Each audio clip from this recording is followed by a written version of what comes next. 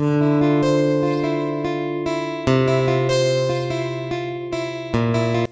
হলো 1 মার্চ, মার্চের 1 তারিখ। ফাইনালি ওই দিনটা চলে এসেছে যেদিন আমার ডেলিভারি হবে, জানু আসবে। তো আজকে 1 মার্চ, একটু পরে আমরা হসপিটালে যাব। 8টার মতো হসপিটালে যাব, 9টাতে সিজার করবে। এটা হলো আমার হসপিটালের ব্যাগ। এখানে সব কিছু নিয়েছে, একটা ছোট গামছাও নিতে বলছে। আর এখানে সব কিছু আছে, এটা বেবি ব্ল্যাঙ্কেট, আর নিচে হচ্ছে সব প্রত্যেকটা জিনিস আছে। এটা হলো আমার হসপিটালের ব্যাগ।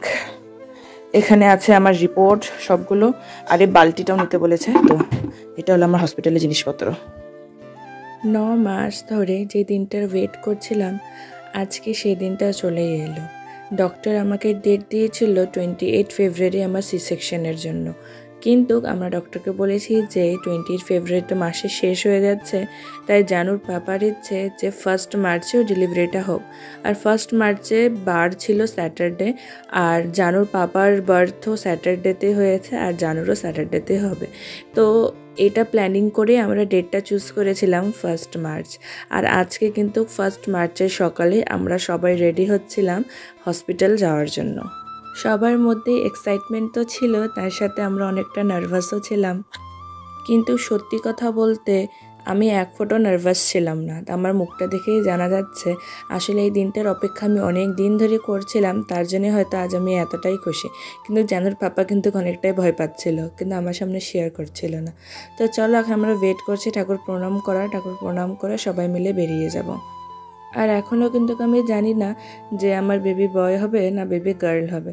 মনে তো খুব আশা ছিল যেন আমার একটা টুকটুকে লাল পরি হোক।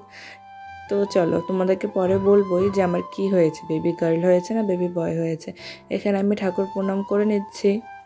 নার্সিংহোমে ডক্টর আমাকে টাইম দিয়েছিল 9টাতে আমাকে ওটিতে ঢুকাবে। তো ওই হিসেবে প্রিপারেশন করে আমরা সবাই যাচ্ছিলাম। আর আমার সাথে গিয়েছে হচ্ছে আমার মা, আমি, ভি মানে জানুর পাপা, আর আমার দিদা, এরা আমার সাথে গিয়েছে, আমার মাসি, আর বাকি আরও অনেকজন এসেছিল দেখতে। ভিডিওটা অত প্রপারলি না করতে পারলেও যতটা করা পসিবল ছিল আমি ততটা করেছি।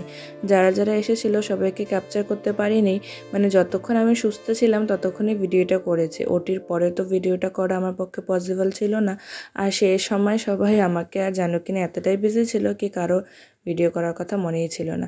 এখন কিন্তু গাড়ি করে আমরা যাচ্ছি নার্সিংহোমে। আর দেখো রাস্তা থেকে আমার দিদা মানে আমার দাদু, দিদাকেও নিয়ে নিলাম আমাদের সাথে। দিদাও কিন্তু আমাদের সাথে নার্সিংহোমে গিয়েছে। আজকে যখন আমি ভিডিওটা এডিট করছি তখন কিন্তু জানু আমার কাছে আছে। ঠাকুরের কৃপায় সবাই সুস্থ আছে, মা ছেলে সবাই সুস্থ আছে।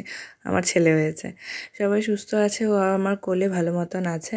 আর ওকে নিয়ে আমি এই কদিনে এতটাই বিজি হয়ে গেছিলাম যে 1 মার্চের ভিডিওটা আজকে তোমাদের সাথে শেয়ার করছি।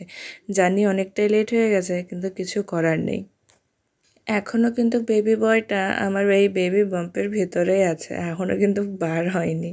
তো চলো নার্সিংহোমে যাবো, নার্সিংহোমে গিয়ে যেগুলো প্রসেস আছে সেগুলো প্রসেস করব। আর সবথেকে ইম্পর্টেন্ট কথা হলো যে নার্সিংহোমে যাওয়ার পরে যেন ওরা এক ফোঁটাও লেট করেনি। আমাকে ডক্টর বলে দিয়েছিল যে 9টাতে ওটি হবে, 8টার মধ্যে আমাকে নার্সিংহোমে ঢুকতে হবে। যে এরকম বলা সেরকম কাজ, 8টার মধ্যে আমরা ঢুকে পড়েছিলাম, আর এক ফোঁটাও লেট করেনি। ঢোকার সাথে সাথে তারা আমাকে কেবিন দিয়ে দিয়েছিল। তারপরে তাদের যে প্রসেসগুলো আছে সেগুলো এক এক করে স্টার্ট করে দিয়েছিল।